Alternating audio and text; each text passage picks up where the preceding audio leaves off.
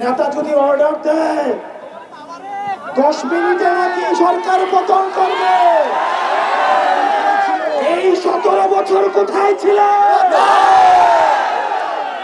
সিনেমাতে, পত্রিকায় আমরা দেখেছি লগি বৈঠার ঘটনা।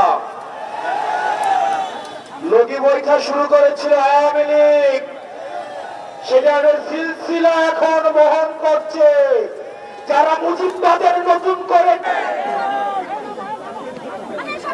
যেদিন থেকে রুমিন ফারহানারা 32 ভাঙার জন্য তারা মায়া কান্না জুড়ে দিয়েছে, সেদিন থেকেই বুঝে গিয়েছি যে এই দল চাঁদাবাজদের অভয়ারণ্য পরিণত হবে। আজকে শুনলাম একজন বলছে নেতা যদি অর্ডার দেয় 10 মিনিটে নাকি সরকার পতন করবে, এই 17 বছর কোথায় ছিল?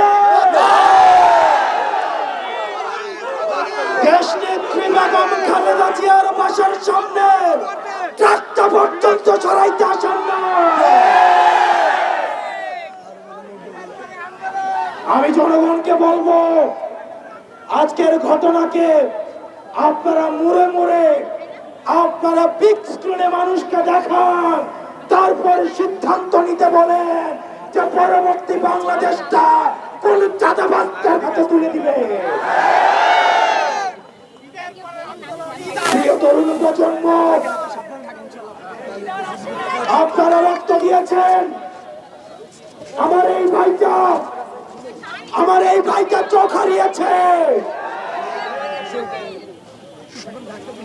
আমার এই ভাইয়ের কাছে জিজ্ঞেস করতে হবে। তারা বলছে আমাদের যেহেতু যতদিন না পর্যন্ত নির্বাচন হয়, তারা যদি সরকার গঠন না করে তাহলে নাকি এগুলো অব্যাহত থাকবে। ব্যাপারটা হচ্ছে এমন, আমি চুরি করতে থাকবো, না হয় আমাকে বাসার চাবিটাই আমার হাতে তুলে দাও।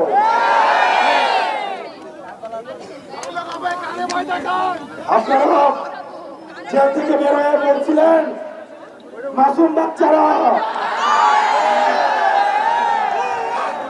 আর আজকে আপনারা বড় বড় কথা বলেন। আজকে আপনারা মুজিববাদের ঠিকাদার হয়েছেন।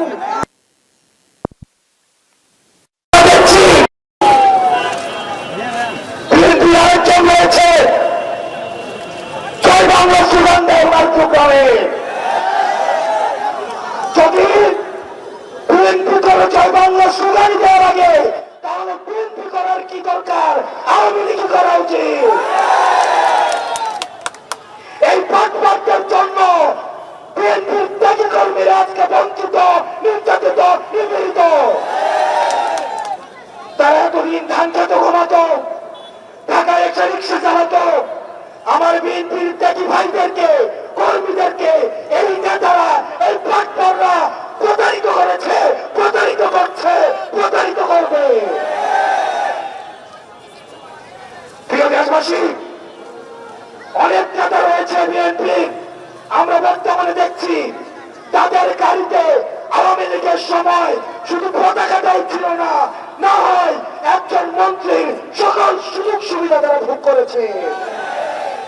আমি চ্যালেঞ্জ দিয়ে বলছি, বিএনপির শীর্ষ নেতৃবৃন্দকে চ্যালেঞ্জ দিয়ে বলছি, প্রয়োজনে ফেস টু ফেস আমি ডিবেট করতে পারছি।